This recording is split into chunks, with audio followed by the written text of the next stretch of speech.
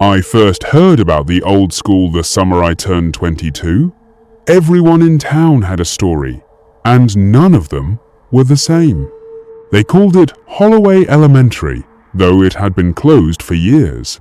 The paint peeled like old scabs, and the playground swings hung still, their chains rusted into silence. I went there because I liked abandoned places, because the camera in my hand made me feel braver than I was. I did not go because I believed in ghosts. The caretaker, a thin man named Ruiz, let me inside for a small fee and a warning. "Don't stay after dark," he said, and his voice had the kind of tired that makes warnings feel like prayers. I promised I wouldn't. I meant it, until the light failed and the building seemed to breathe around me. The classrooms were small and square, each desk a little island of carved initials and forgotten pencil marks.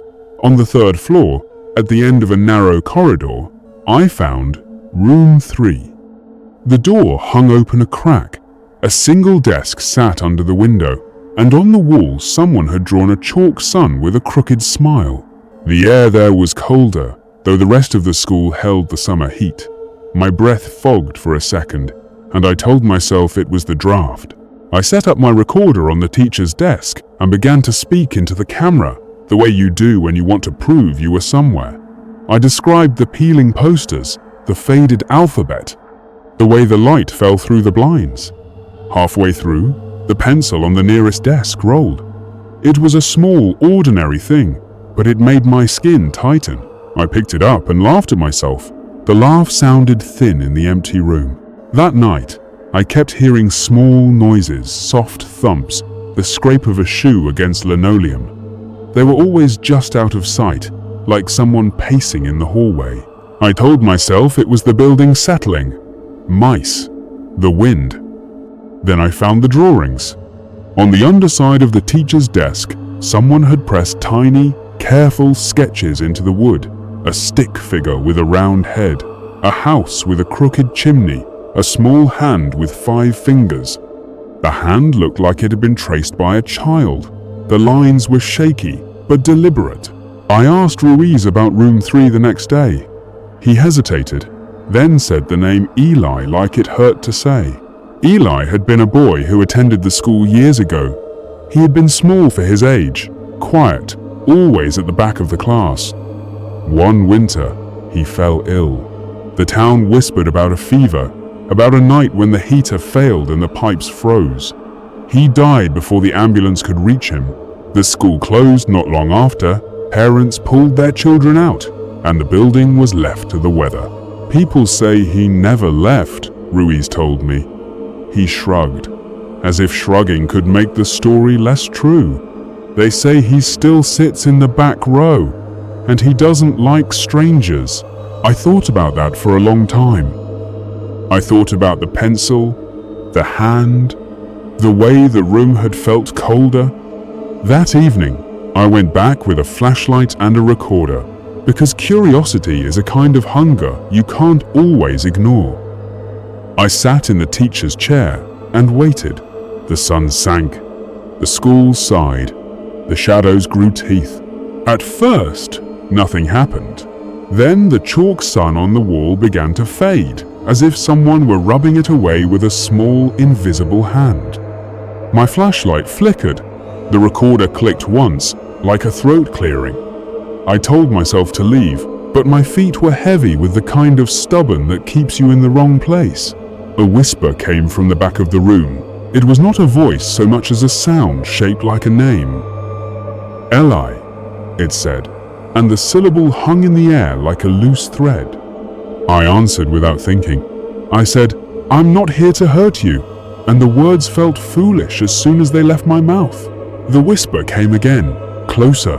It moved around the desks, a breeze that smelled faintly of chalk and old paper. Objects began to shift. A ruler slid across the floor.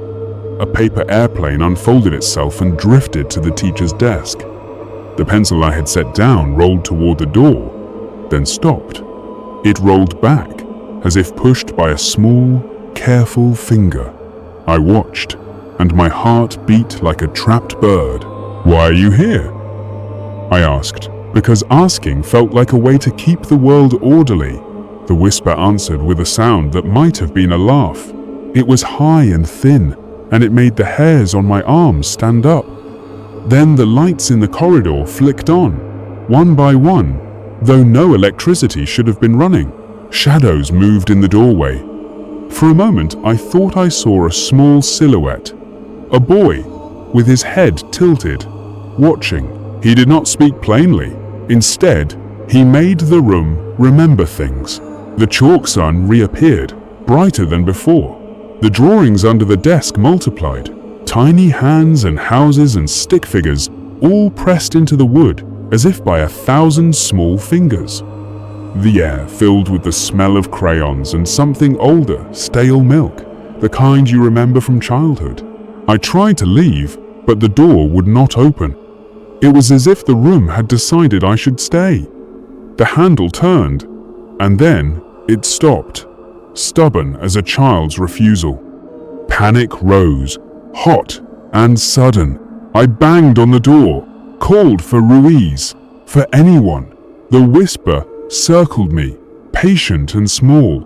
It tapped the window, 3 soft knocks, like a child counting. "Go away," I said, and the words were harsher than I meant. The whisper stilled. For a moment, the room held its breath. Then, slowly, the pencil rolled back to my hand. The door clicked, the handle turned. I left without looking back, because some things are kinder when you do not see them. After that night, people in town told me I had been lucky. Others said I had been chosen. I do not know which is worse. Sometimes, when I pass the school, I see a small shadow at the window, a head tilted in the way a child tilts his head when he is trying to understand a new word. Once, I heard 3 soft knocks from inside, though the building was empty and the caretaker was home in bed. I still have the recorder. When I listen to the files, I hear my own voice, breathy and small. Beneath it, there is a sound, like a pencil rolling, like a child humming a tune he learned from a radio long dead. There is a pause, and then a whisper that is almost a name. It is not quite English, not quite anything I can hold. It sounds like longing. If you ever find yourself in a room where the air is colder than it should be, where a pencil rolls on its own and the chalk sun smiles too wide, leave. Do not promise you will come back. Do not say you will help. Some things remember us because they cannot forget. They remember with the patience of someone who has all the time in the world. And a child who remembers too well can make a room into a place that keeps you if you let it.